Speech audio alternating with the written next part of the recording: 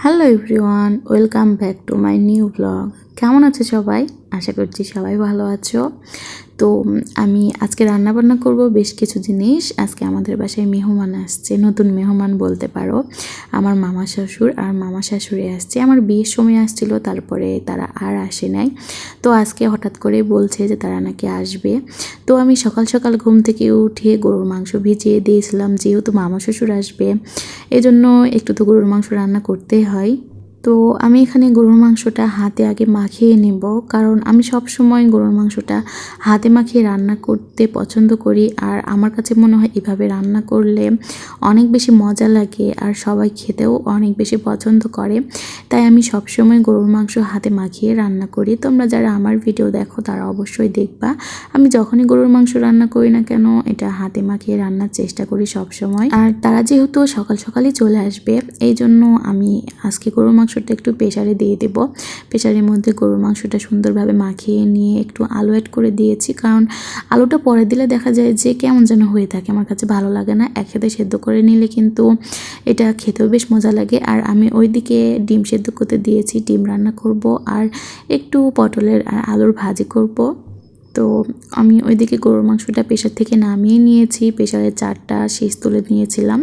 এখন গরুর মাংসটা খুব ভালোভাবে সেদ্ধ হয়ে গিয়েছে। এখন জাস্ট একটু কষিয়ে নিয়ে জিরার গুঁড়া, গরম মশলার গুঁড়া অ্যাড করে দিলেই আমার গরুর মাংস রান্না শেষ। আর আমি হয়তো বা তোমাদের সাথে আজকে সব রান্নার রেসিপি শেয়ার করতে পারবো না, কারণ তারা অলরেডি চলে এসেছে।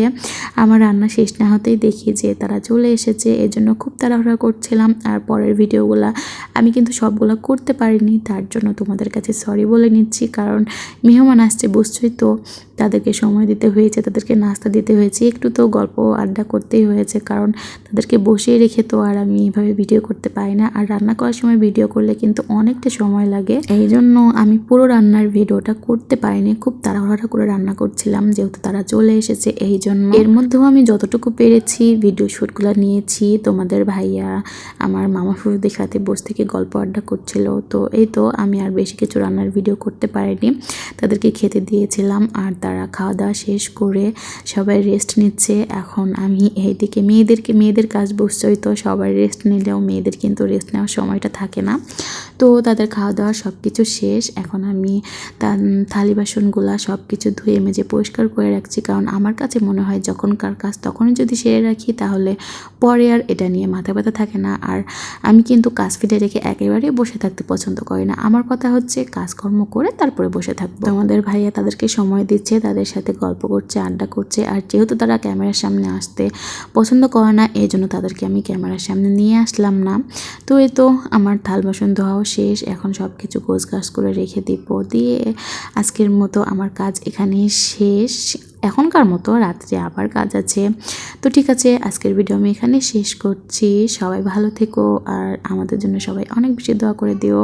আর এরপর থেকে হয়তো বা তোমরা আমার ভিডিও আমার শ্বশুর বাড়িতে দেখবা, কারণ আমি আগামীকাল চলে যাচ্ছি। সো আল্লাহ হাফিজ।